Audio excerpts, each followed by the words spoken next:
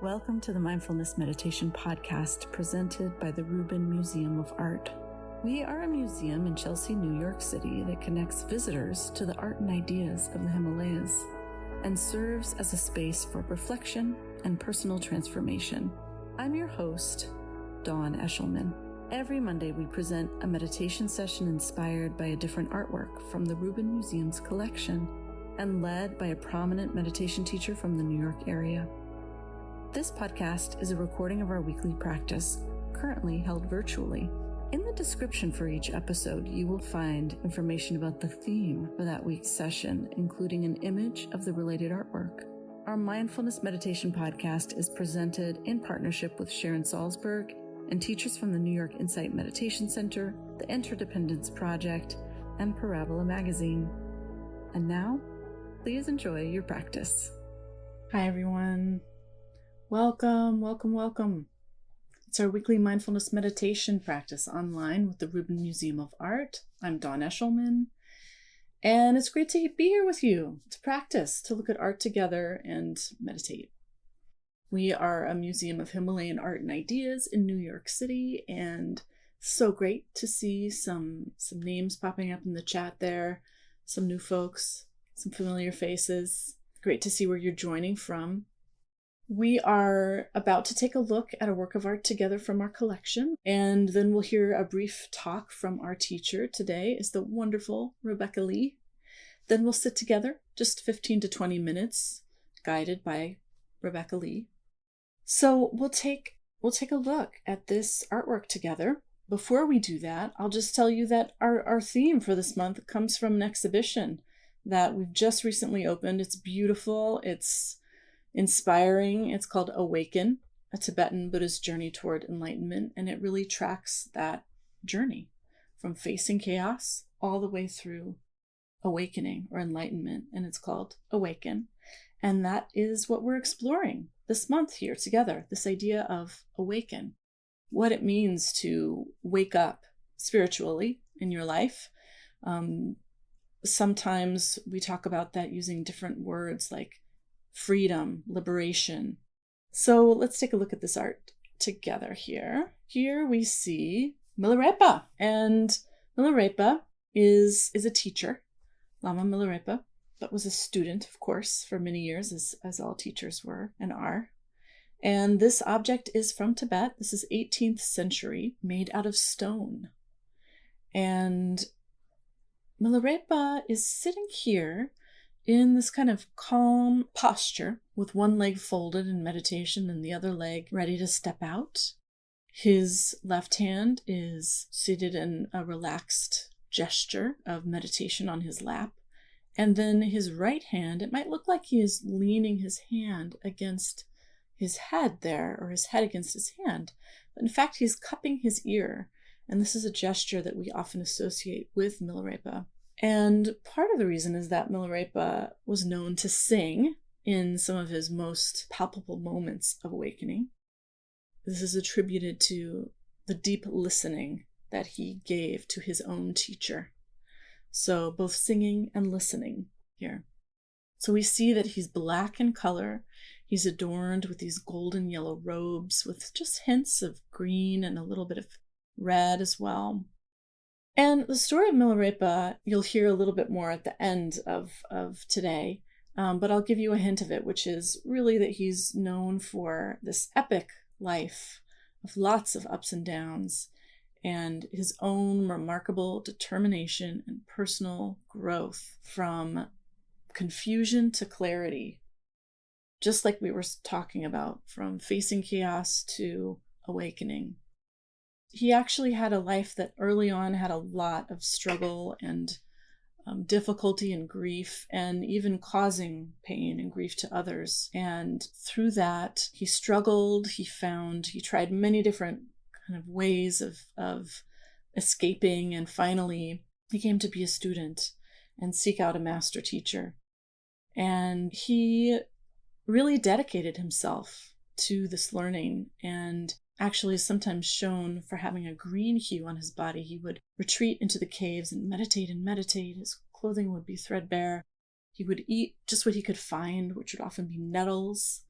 And so he would be just so green himself from eating all these nettles. And this is kind of how he is best known, is for this depiction of him just in this moment of determination, with hardly any food, sitting in his cave, meditating, wilderness around him. And it shows us how one can progress from being caught in the cycle of confusion, samsara, to becoming a student, entering the path of Dharma, and eventually understanding the meaning of being awake. And that listening and singing is sort of the signal of this experience of awakening. Now we'll bring on our wonderful teacher, Rebecca Lee, who is a Dharma heir in the lineage of Chan Master Sheng Yen and is the founder and guiding teacher of Chan Dharma Community. She started practicing with Master Sheng Yen in the 90s and served as his translator until he passed in 2009. And she later trained with Dr. Simon Child. She teaches meditation and Dharma classes, gives public lectures, leads retreats. You can find lots about her at RebeccaLee.org. And she is a sociology professor at the College of New Jersey, where she also serves as faculty director of the Alan Dawley Center for the Study of Social Justice. She's just put out a new book called Allow Joy into Our Hearts, Chan Practice in Uncertain Times, which came out of talks with her and her students, and they really championed that into being for her. So, Rebecca Lee, it's great to have you here. Over to you. Good afternoon, everyone. Thank you, Dawn, for this wonderful introduction of today's artwork. And I thought this is such a great artwork to remind us, and we can learn very much from Milarepa's story, that even though one has done something in the past and made grave mistakes, it doesn't mean that we are forever a bad person, and there is no way for us to practice and achieve enlightenment or live another way of talking about it, lead a life of compassion and wisdom and help a lot of people. And so I find it a very inspiring story to introduce us to this topic of awaken for this month. And when we think about the word awaken, it's helpful to remember to think about what we awaken, what our cultivation lead us to the awakening of. And really, from the story of Milarepa, we can see that what we awaken to is the true nature of our existence.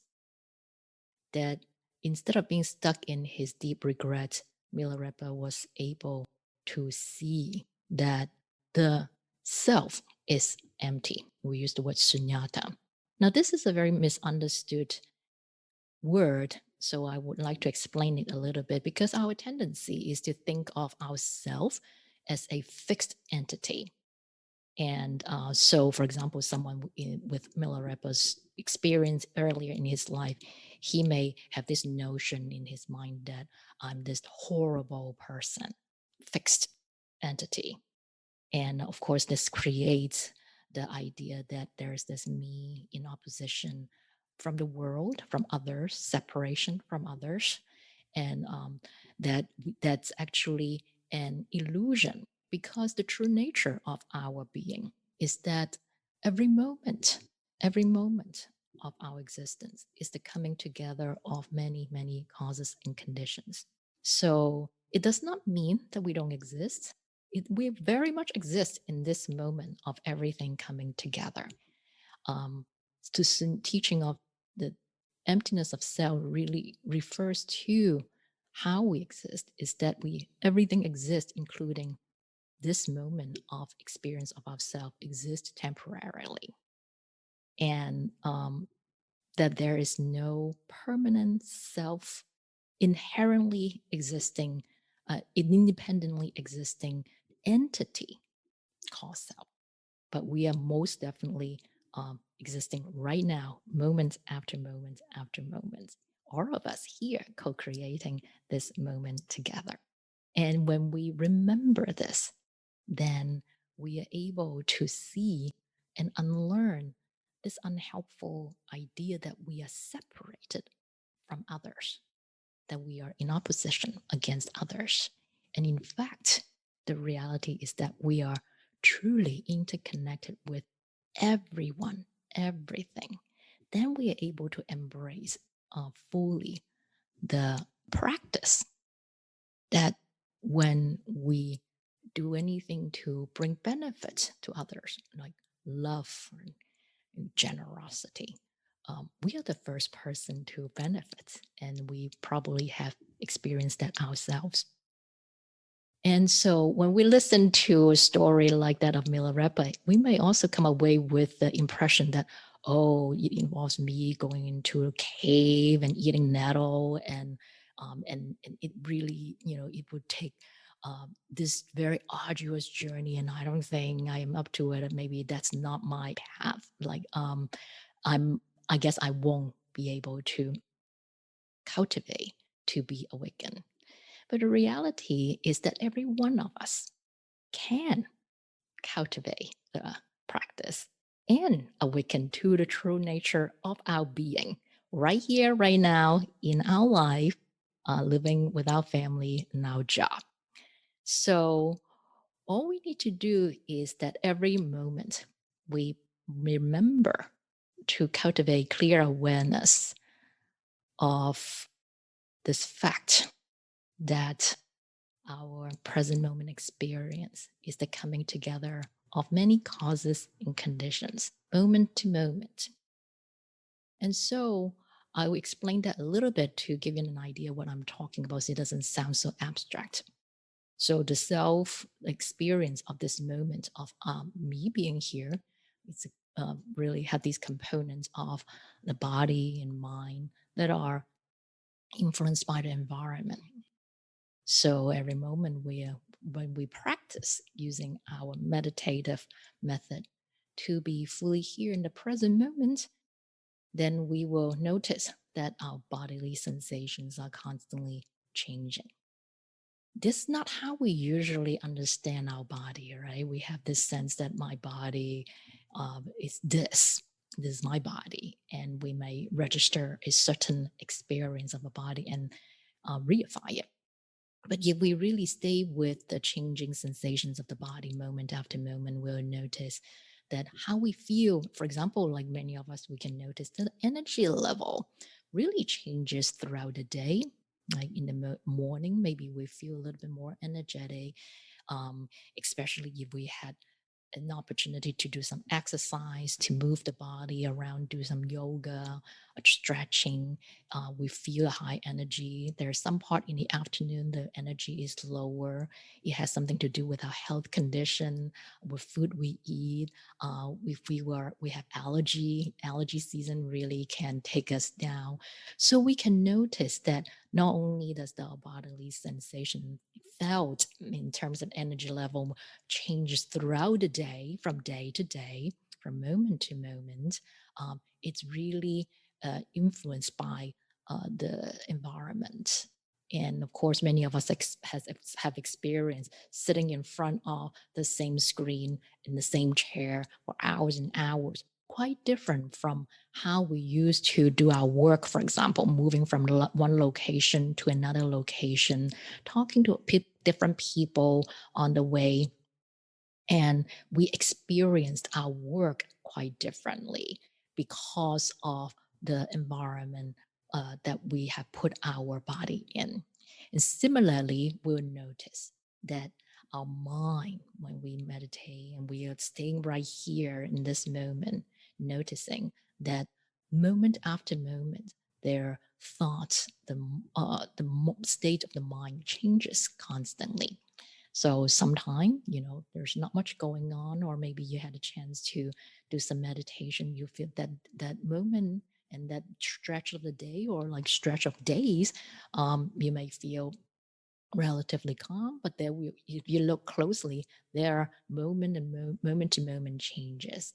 So maybe you notice today busy mind, right? This moment, and which was conditioned by perhaps a lot happening over the weekend or the last week, or seeing a huge list of messages in your inbox, many things for you to decide or plan, a lot going on in the mind, running through your mind, busy mind, or maybe agitated. You will feel a bit agitated in the mind, and perhaps it has something, it's the echo from past moments or days of activity in your life. For example, maybe some family drama over the holiday weekend some of us had experienced. Maybe we received news about what happened in the world, or news about our loved one, maybe noticing that our elderly parents' health is deteriorating. Maybe they are really not able to handle certain things because of some cognitive deterioration slowly. Or maybe we got news of maybe our family member, partner, children um, struggling with depression or motivation to do their work, um, really struggling. So there are all these things that happen in our life. That's our, when we think of our environment, that sort of affect our mind. Of course, our anxiety will and stress will affect our body. And of course, there will be from time to time memories of the past being triggered by something happening right now, in the moment. Let me trigger grief or resentment about something that happened to us in the past, or regret of a mistake, great mistake we made. So, moment to moment, we notice these thoughts, feelings, arising sensation of our body. And when we allow all this to be here, which is not how we usually do it, we try to turn away, block them out, try to fix it, change it, instead of just allowing everything that's already here, sensations, thought, feeling, to be here, and see that they are like clouds, they're moving through, and you're here to fully experience and see them. And then it will sort of move on, dissolve. And it is really unnecessary for us to engage in a battle against it. But that's not how we usually respond. And when we try to block them out, remove them, change them, that cause additional agitation in the mind.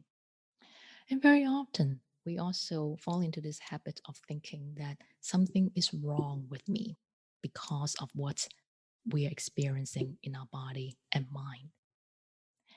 And instead, if we can remember to practice being fully here with the body and mind as it is right now, relaxing into the clarity of this moment. Stop trying to change and improve the past. Stop resisting reality. Then we can see clearly what it is that we can do and what it is that we can't do in this moment. So, for example, if our mind is agitated, perhaps because we heard news about health issues that our elderly parents is experiencing. So perhaps we can see clearly that, yeah, maybe um, there may not be many good years we will be able to spend with our elderly parents. Maybe we can see what I can do. Maybe is to make adjustment in my schedule so that it's possible for me to spend a little bit more quality time with them, or see if I can make arrangement to get some help that will help them out a bit. And perhaps we notice regrets and about some mistake we made in the past cause harm to others. We feel very sorry, and maybe we're still feeling the repercussion of the negative consequences of what we did. And so we can notice that and accept full responsibility for what we did. We cannot undo it. And the consequence of our past mistakes, and without the accompanying resentment. And also, that will allow us to commit to not repeating that mistake. And we can see clearly what we cannot do. If we cannot do certain thing now, even though we want to, then we let go of it. That does not mean giving up. Let go of it, and we can see if we can cultivate the causes and conditions for us to be able to do that in a future moment. Maybe it involves taking care of ourselves now first so that we can be in a better place to do something. So every moment we remember to practice seeing how our body and mind is really the coming together of causes and conditions. It is a moment of awakening because we are seeing into the true nature of our being. And the more we remember to be fully here with clear awareness, the more we can live in accordance with wisdom and compassion so that we can bring benefits to others and ourselves and reduce our suffering. So let's practice together for a few moments to cultivate this clear awareness in meditation. I'd like to invite you to set your body up in this posture that allow the lower back to fall into its natural curvature so that you can let the skeletal structure to hold up the body, minimizing the use of the muscles, allowing the body to relax and the mind can relax. And we begin. Feel the relaxation of the top of the head.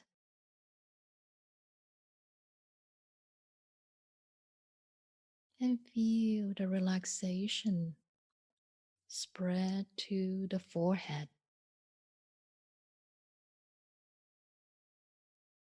Check to see if we're holding tension in this area from worrying, perhaps. And allow the tension to melt away. And feel the relaxation spread to the eyeballs and eye muscles. We hold a lot of tension in this area by habit, from a lot of judging, comparing, analyzing, planning. Right here, right now, there's no need to do that. We can give these muscles a vacation and allow the tension to melt away. And feel the relaxation spread to the facial muscles. Check to see if we're holding tension in these muscles by habit.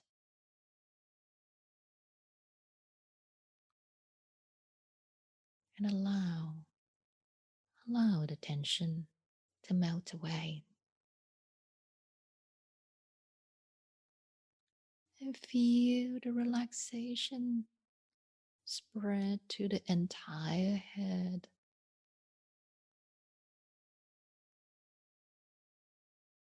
And feel the relaxation spread to the neck muscles. Directly experience the subtle sensations of these muscles softening as we allow the tension to melt away. And feel the relaxation spread to the shoulder muscles.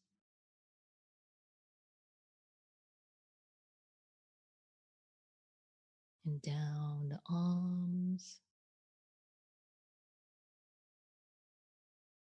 to the forearms,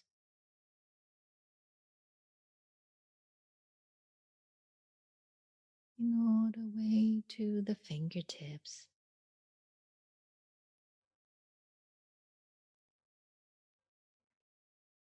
And feel the relaxation spread to the chest area.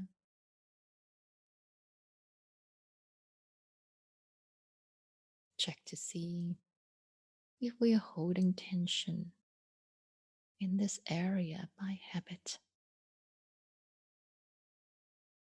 Maybe from anxiety, sadness, grief, sorrow, remorse. Right here, right now, we can give them a rest and allow the tension to melt away.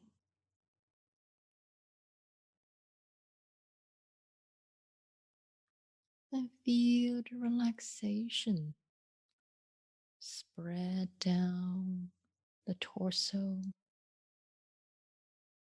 to the lower abdomen.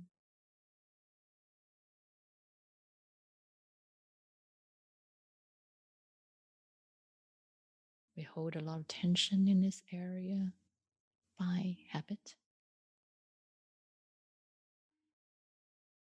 Trust that the skeletal structure can hold up the body.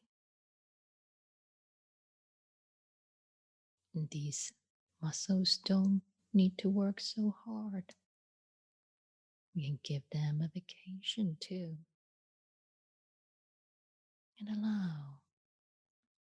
allow the tension to melt away.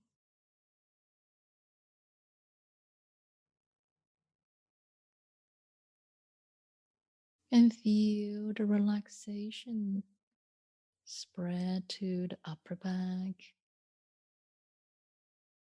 and the muscles between the shoulder blades, allowing the tension to melt away.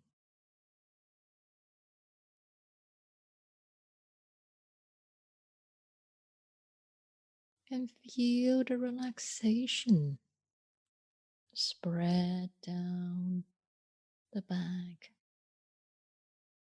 all the way down to the lower back.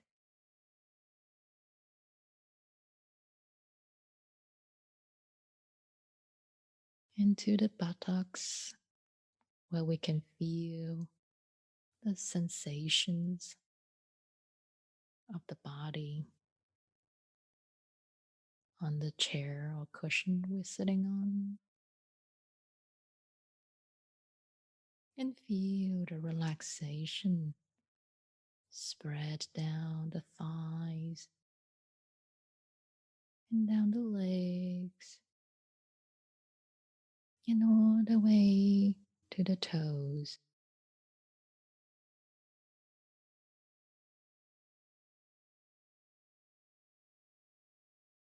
And feel the relaxation spread to the entire body. Sitting right here, right now. Moment after moment. With this relaxed, wakeful mind,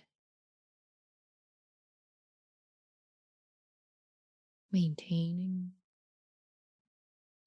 cultivating this clear awareness of the subtle changing sensations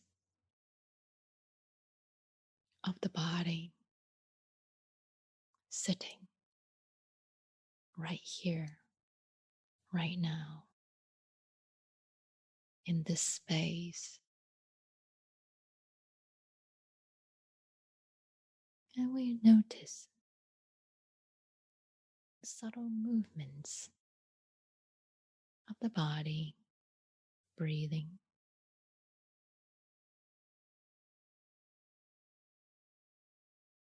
How wonderful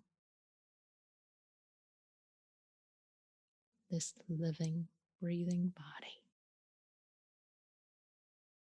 can stay with the subtle changing sensations of the body breathing,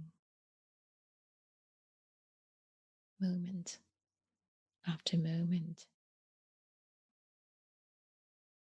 allowing the body to breathe on its own.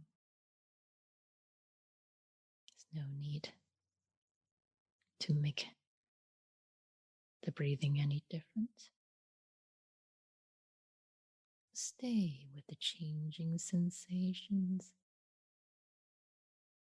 of the body breathing.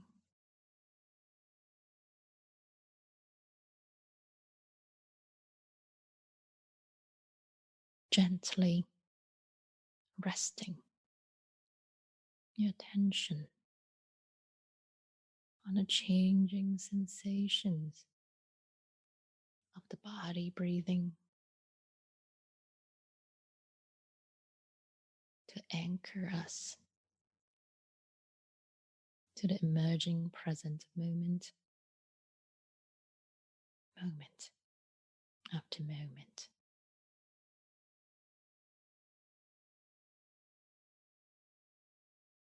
And if we notice our attention drifting off,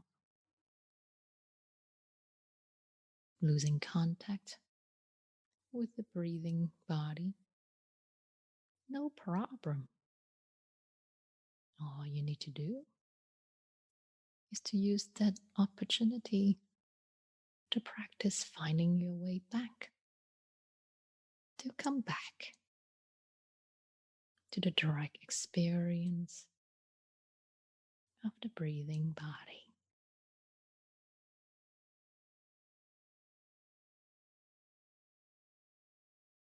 It doesn't matter how often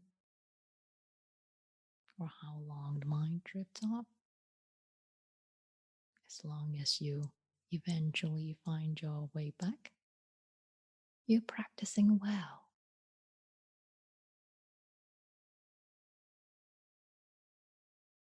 And you may notice thoughts and feelings coming through.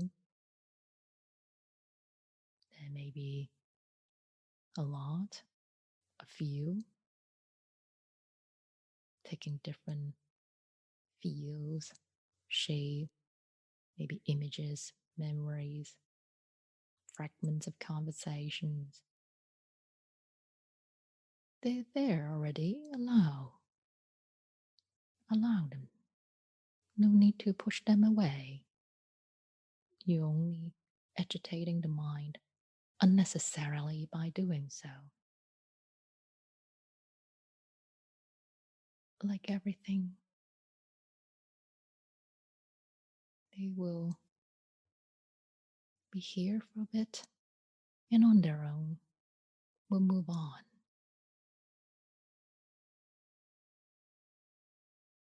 If we allow them. So allow these thoughts and feelings to be fully seen and experienced. And when they are done and ready to move on, allow them to move on. No need to identify with them. Moment after moment, practicing this way, we are waking up to the true nature of our being.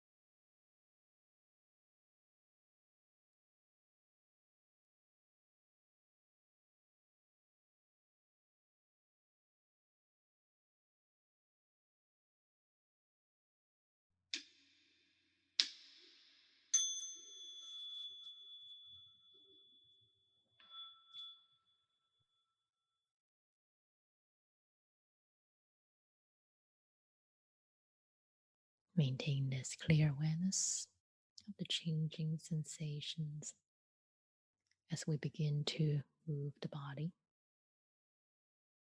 taking good care of this transition from stillness to motion, and continue to cultivate this clear awareness and bring it into our life lived in motion. Thank you. Thank you, Rebecca. That concludes this week's practice. If you would like to support the Rubin and this meditation series, we invite you to become a member. Thank you for listening.